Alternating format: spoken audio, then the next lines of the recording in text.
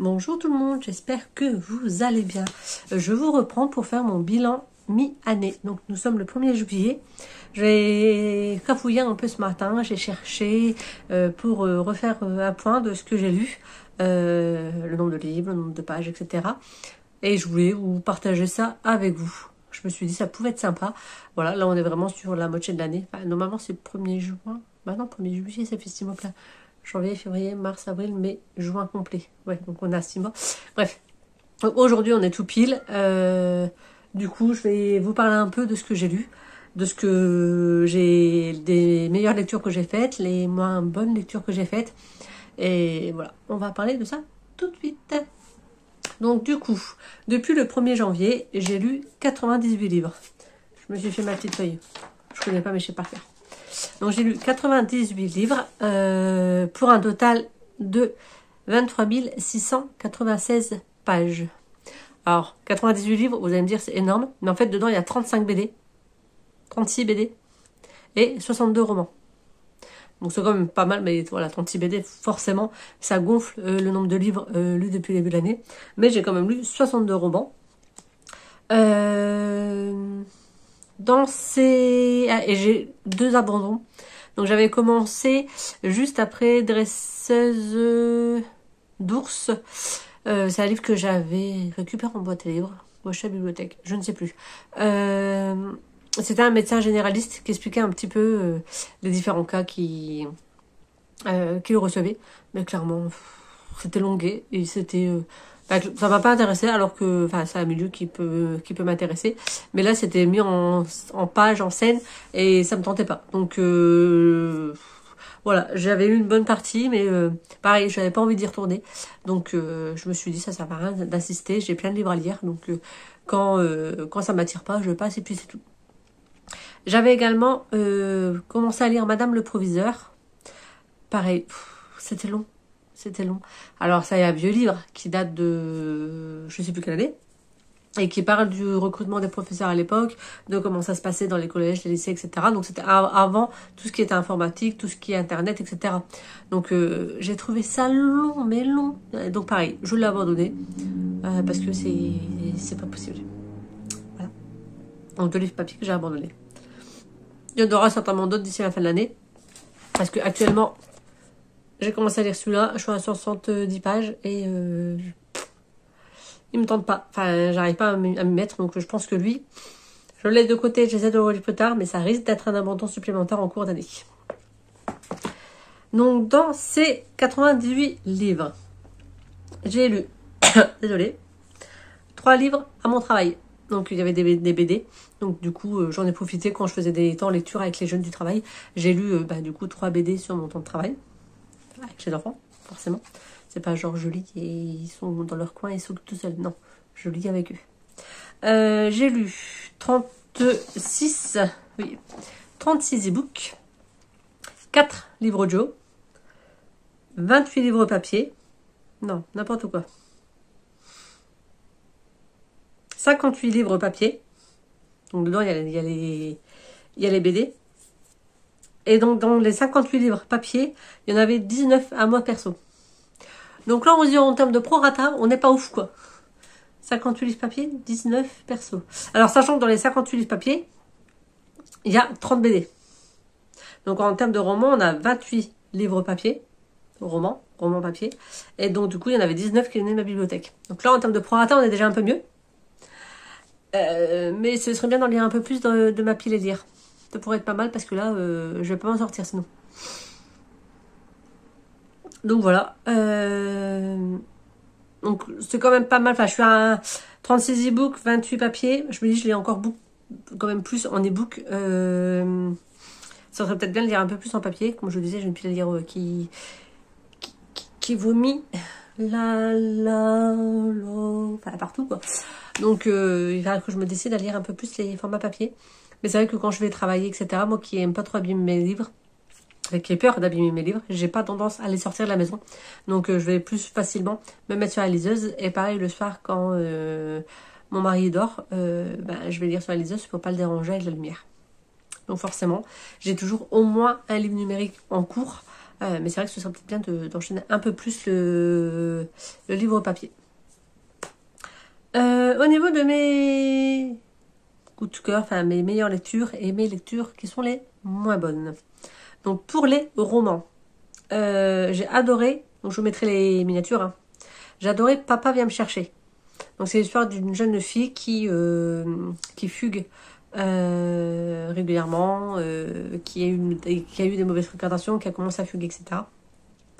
Et arrivé un moment, elle va finir par appeler son père à la rescousse. Et dans ce livre, donc dans ce roman, on va suivre le point de vue de la jeune fille, de ce qu'elle vit, etc. Et le point de vue du papa qui, lui, se retrouve démuni face à ses fugues, face au fait d'aller demander de l'aide à la gendarmerie, etc., faire des déclarations de fugue et de pas forcément être entendu, surtout quand ça devient redondant. Donc j'ai beaucoup aimé ce livre et il était hyper intéressant.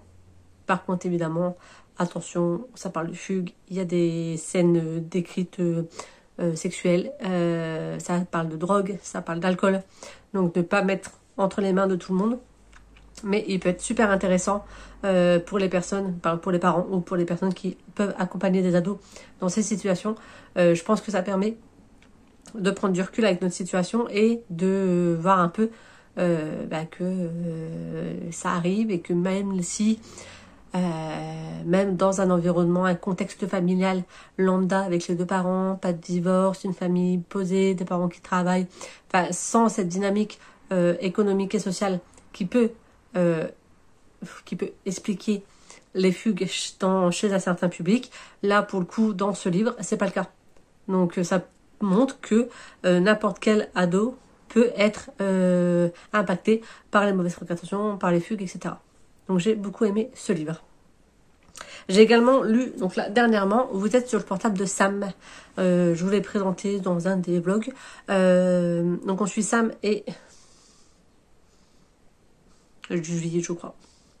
Sam décède dans un accident et sa petite amie a du mal forcément à accepter son décès. Elle va l'appeler sur son portable et Sam va répondre alors que Sam est censé être mort. Et de là, on va suivre tout un processus sur le deuil, sur l'acceptation, en passant par les différentes étapes, le déni, la colère, etc. Et pareil, c'est un livre que j'ai beaucoup aimé. J'ai également lu Sur scène de Karine Ponte. Voilà, je vous l'ai présenté également.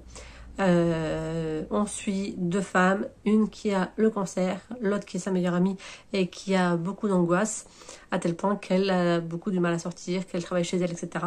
Et suite au cancer de Ginger, donc qui a la maladie, Ginger va décider de partir aux États-Unis pour réaliser un de ses rêves. Et sa meilleure amie va l'accompagner malgré toutes ses angoisses. Donc on va suivre ces deux femmes sur leur perception et comment elles vont accepter cette maladie, etc.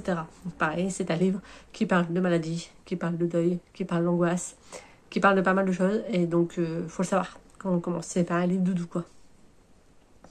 J'ai également mis dans les livres que j'ai beaucoup aimé Magie d'ombre et d'éther. Donc il est là-haut, c'est le bleu, là. C'est ma fille qui me l'avait offert. J'ai beaucoup aimé.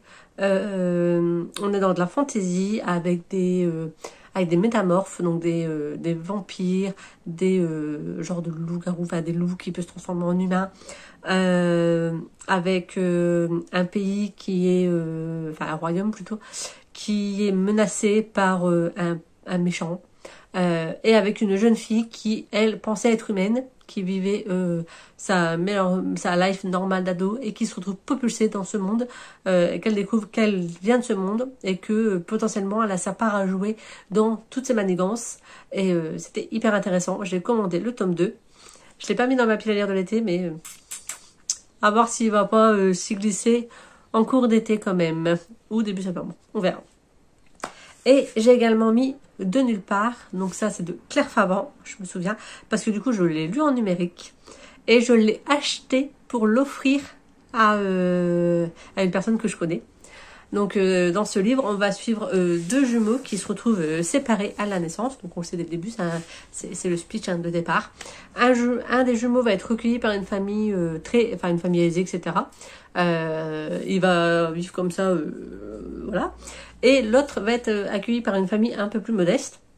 Mais surtout, cette famille va avoir un accident de voiture. Et donc du coup, ce deuxième jumeau va être, je ne me rappelle plus des prénoms. Ce deuxième jumeau va être placé à l'aide sociale à l'enfance. Et donc du coup, il va vivre son enfance il va vivre son enfance à travers des foyers, des familles d'accueil. Et du coup, forcément, il va pas avoir la même construction et les mêmes chances dans la vie que son frère jumeau qu'il ne connaît pas. Donc là, c'est le speech de départ. Ils deviennent adultes, enfin ils deviennent majeurs, ou ils arrivent vers la majorité. Je crois qu'ils sont majeurs. Ils sont majeurs. Donc ils sont majeurs. Et le jumeau le plus aisé va savoir qu'il a été adopté, qu'il a un frère jumeau. Il va retrouver son frère jumeau et il va lui demander de se faire passer pour lui à des soirées, etc. pour avoir des soirées de liberté. Ok, tout ça moyennant de l'argent. Donc le jumeau il dit bah vas-y, moi je suis dans la mouise en termes de thunes, si je peux me faire 300 boules en une soirée en remplaçant mon frère jumeau, vas-y, c'est tout bénef. Mais derrière on va apprendre qu'il y a anguille sous roche, mais ça il faut lire le livre pour le savoir. Et c'était hyper méga intéressant, franchement j'ai adoré. Et du Claire Favant, je pense que je vais en racheter et je vais en relire parce que celui-là c'était le premier que je lisais d'elle et j'ai surkiffé. Voilà. En termes de livres où j'ai été déçue, que franchement c'est des livres que j'ai lus, c'est passé, mais c'est pas des livres qui me resteront en tête. Alors en moyen plus, j'ai eu Action ou Vérité, pareil je vous l'ai présenté. On va suivre, c'est des ados, on est au collège, on est dans les années 80, donc avant l'apparition d'internet, des téléphones portables, etc. Et on se retrouve avec une jeune fille que sa meilleure amie ignore totalement à la rentrée des classes. On ne sait pas pourquoi. Et elle va essayer de comprendre et de s'immiscer dans la nouvelle, le nouveau groupe d'amis de son ex-meilleure amie en faisant des choses qu'elle ne cautionne pas forcément. Donc ça parle de harcèlement, ça parle d'acceptation de soi, ça parle d'adolescence, ça parle de soirée avec de l'alcool, etc. C'était sympa, mais c'est pas le livre qui va me rester en tête des heures durant. Et le deuxième, alors là par contre, je l'ai pas abandonné parce que je voulais le terminer, mais clairement on n'était pas loin. Donc c'est Amour sorcier, je vous l'ai présenté également dans un ancien blog. On suit une jeune fille qui, on est dans les années 1000, je sais plus combien, on est dans la forêt de Brocéliande, une jeune fille qui est déclarée, enfin qui est considérée comme sorcière puisqu'elle a des visions quand elle regarde dans une plaque d'eau, etc. Elle a des visions de choses qui se passent. Et il y a un nouveau sorcier qui vient d'arriver, qui, au moment où il y a des meurtres de petites filles, et du coup on dit tout le monde pense que c'est lui qui est le meurtrier, mais il rentre un peu trop facilement dans les cases pour être le meurtrier. Donc il y a toute une petite enquête entre guillemets avec une guerre, enfin bref. Le speech était super bien, mais c'était long, c'était extrêmement long. Les chapitres étaient petits et j'ai trouvé super long le livre. Donc voilà, c'est pour ça en fait, j'ai trouvé l'écriture très très longue à lire. Après moi ça l'a pas fait avec moi. Les livres que je vous présente, peut-être que mes coups de cœur avec vous ça l'a pas fait, peut-être que mes déceptions avec vous ça le ferait, c'est tout. Après c'est chacun ses goûts et chacun sa façon de voir les choses. Et au niveau des BD, pareil, j'ai fait la même chose avec ceux que j'ai préférés et ceux que j'ai moins aimés. Donc dans ceux que j'ai préférés, il y a les 3 tomes de la saga Elle, avec une fille qui a plusieurs personnalités, donc j'ai beaucoup aimé. Ça permet aussi de différencier les personnalités, etc. J'ai trouvé ça très sympa. Heureusement que j'ai pas plusieurs personnalités. Je pense que on pèterait un câble. J'ai également beaucoup aimé l'adaptation du roman Elle s'appelait Sarah de Tatiana de Rosnay. Donc j'ai lu le roman, j'ai vu le film et là j'ai lu la BD. 3 coups de cœur. Clairement, on changera pas. Ce livre, BD, film, c'est une pépite. Si vous ne connaissez pas Elle s'appelait Sarah, allez-y. C'est un livre qui est en double temporalité. Donc on est en 2000, je sais pas, genre 2015, 2018, enfin dans les années 2000. On a une femme qui va récupérer l'appartement des grands-parents de son mari parce qu'ils s'en vont en maison de retraite. La grand-mère s'en va en maison de retraite. Donc du coup, ils récupèrent cet appartement. Et elle commence à se poser des questions, de savoir comment ils ont eu cet appartement, etc., depuis quand ils l'ont. Parce qu'elle est journaliste et elle doit faire un article sur le vélodrome d'hiver, enfin sur la rafle du vélodrome d'hiver, qui a eu lieu pendant la Seconde Guerre mondiale. Et elle ne connaît pas, puisqu'elle est américaine de base. Donc ça se passe en France, l'histoire, ça se passe à Paris. Mais elle ne connaît pas, donc elle va commencer à se renseigner sur ça. Et elle va découvrir qu'il y a une petite histoire derrière. À côté de ça, on va suivre Sarah. Sarah, c'est une petite fille juive qui va être embarquée lors de cette rafle du vélodrome d'hiver. Et on va suivre son histoire. Voilà, donc on a cette double temporalité. Et c'est génial. Enfin, clairement, si vous ne le connaissez pas, alors c'est génial.